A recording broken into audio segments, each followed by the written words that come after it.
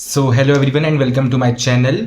जैसा कि last video में मैंने एक अनाउंसमेंट काइंड ऑफ वीडियो बना करके आप लोगों के लिए अपलोड कर दी थी और उसमें मैंने बता दिया था कि कैसे आप लोग जो हैं नीट 2025 के एस्पायरेंट्स रेडी हो जाइए, क्योंकि मैं अब लेकर के आ रहा हूँ सीरीज़ ऑफ वीडियोस जिसमें मैं आप लोगों के लिए पूरी इंफॉर्मेशन और पूरी डिटेल्स, हिडन डिटेल से ले करके एक्सटर्नल इंटरनल सब चार्जेस जिसको मैं बताने वाला हूँ और पूरा जितना हो सके मैं आप लोगों की हेल्प करूँगा।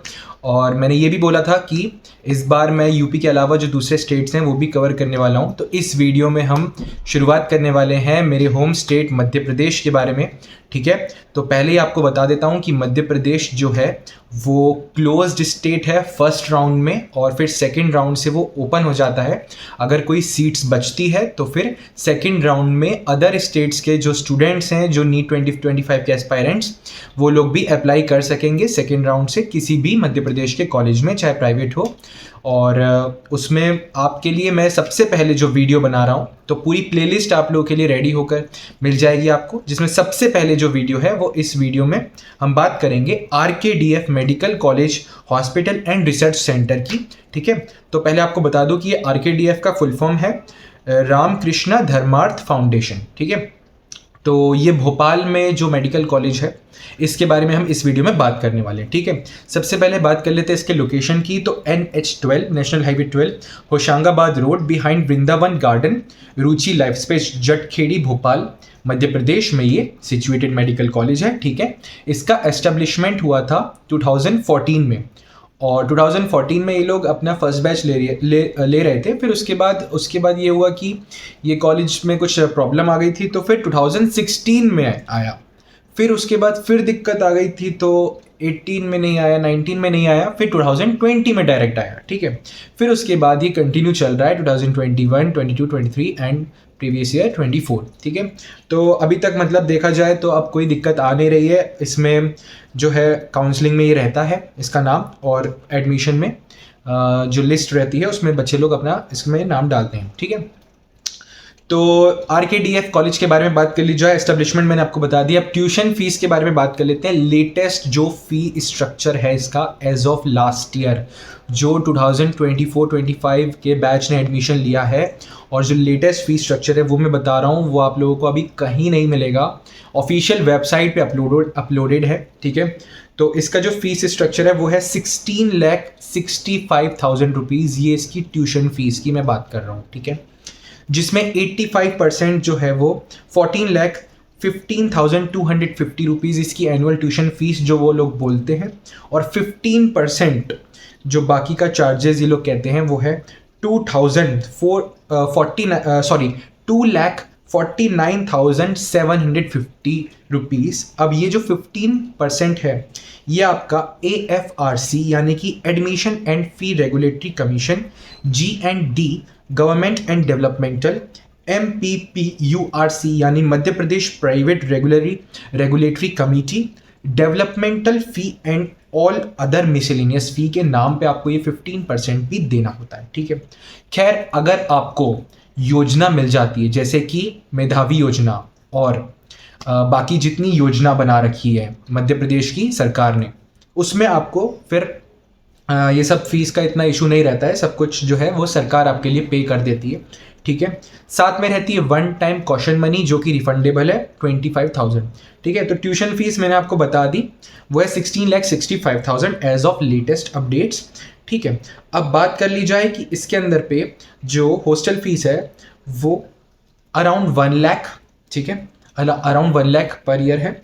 मेस का चार्जेस 35 to 40,000 रुपीज़ आ जाता है, और हॉस्टल इज़ कंपलसरी। ठीक है, हॉस्टल कंपलसरी है फॉर होल MBBS कोर्स। ऐसा नहीं है कि आप सिर्फ फर्स्ट ईयर में हॉस्टल ले लें या फिर किसी पर्टिकुलर ईयर में जिसमें आपको लेना चाहे उसमें ले लें, ऐसा नहीं है, आपको हॉस्टल कंपलसरी लेना ही पड़ेगा। ठीक है, अब बात कर लेते हैं कुछ हिडन चार्जेस की, कुछ एक्स्ट्रा फीस की जो यहाँ पे लगती है। तो देखिए, एग्जामिनेशन फीस लगती है, वो तो हर कॉलेज में लगती है। खैर यहाँ पे जो लगती है वो है 28,000 रुपीज़।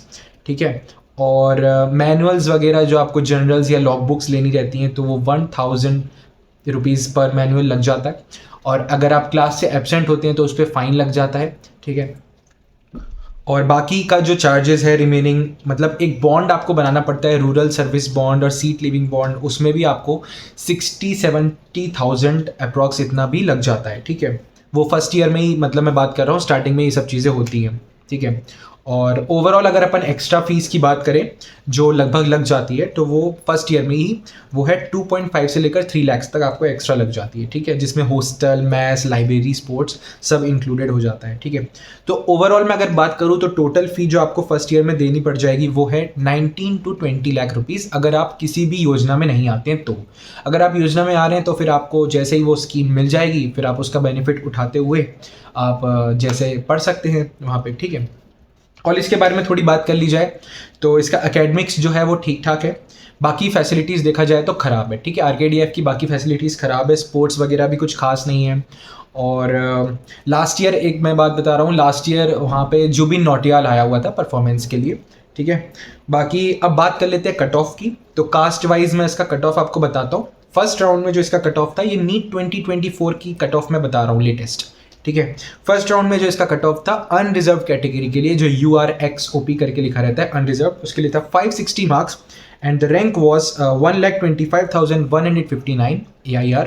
ठीक है, OBC category 557, rank was 1,28,847 and then SC 429 marks, rank 3,18,451, and then ST category 304 marks and rank was 6,07,57। ठीक है, सेकेंड राउंड में जो कट ऑफ था वो अनरिजर्व के लिए 464, रैंक वॉज 1,20,166। फिर उसके बाद OBC के लिए 560, रैंक वॉज 1,25,048। फिर उसके बाद SC के लिए 423, rank was 3,29,812 and then ST के लिए 344 मार्क्स, रैंक वॉज 4,97,141। फिर मॉपअप राउंड की बात कर ली जाए तो जनरल कैटेगरी जो अनरिजर्व कैटेगरी रहती है 554 मार्क्स। ठीक है, रैंक वॉज 1,32,063। फिर उसके बाद OBC के लिए 553 मार्क्स, 1,33,920। फिर उसके बाद SC के लिए 418, रैंक वॉज 3,39,993। और फिर ST कैटेगरी के लिए सबसे lowest 263 marks, 7,27,403 was the all India rank. ठीक है, बात कर ली जाए कैंपस साइज की तो देखिए 38 एकर्स का कैंपस है, total number of seats as of last year 150। ठीक है, कैंपस में फैसिलिटीज़ देखिए मैंने आपको बता ही दिया, फैसिलिटीज़ के नाम पे मतलब ये चार्जेस तो ले लेते हैं लेकिन कुछ खास अच्छा होता नहीं है कैंपस में। ठीक है, आउटिंग टाइम की बात की जाए तो परमिशन लेनी पड़ती है और 4 PM से लेकर के 9 PM तक आपको आउटिंग मिल जाती है। ठीक है, पेशेंट फ्लो जिसका सबसे ज़्यादा लोग पूछते हैं कि पेशेंट फ्लो बता दीजिए सर, तो देखिए पेशेंट फ्लो काफ़ी कम है। पेशेंट फ्लो की हालत इतनी ख़राब है कि वहाँ के बच्चे जो हैं वो क्या करते हैं, उन्होंने बाहर कॉलेज के बाहर मतलब कैंपस के बाहर कुछ हॉस्पिटल्स ढूंढ लिए हैं, उस हॉस्पिटल्स में जा कर के उन लोगों ने बातचीत कर ली है कि वहाँ पे वो जाएंगे और वहाँ पे वो अपनी प्रैक्टिस करेंगे, क्लिनिकल एक्सपोजर देखना चाहेंगे। तो मतलब वो बाहर दूसरे हॉस्पिटल्स में जा कर के अपना प्रैक्टिस सीख रहे हैं, सेकेंड ईयर से जैसे पोस्टिंग्स लगती हैं, तो क्लिनिकल एक्सपोजर नाम की जो चीज़ होती है वो इनके यहाँ पे कुछ खास अच्छी है नहीं। ठीक है, यही मेन रीज़न है कि इतनी फ़ीस लेने के बावजूद भी ये लोग मतलब इसको कॉलेज को बॉटम प्रायोरिटी पे रखा जाता है। ठीक है, आरकेडीएफ को हमेशा मैं देखता हूँ, जैसे नीचे नीचे की कॉलेजेस की बात की जाए तो सुखसागर का नाम आता है और जो नए मेडिकल कॉलेजेस खुल रहे हैं एमपी के उनका नाम आता है, प्लस इसका आरकेडीएफ का ज़रूर नाम आता है बॉटम लिस्ट में। ठीक है, क्योंकि ये पेशेंट फ्लो वाला सीन मतलब ख़राब है वहाँ पे देखा जाए तो।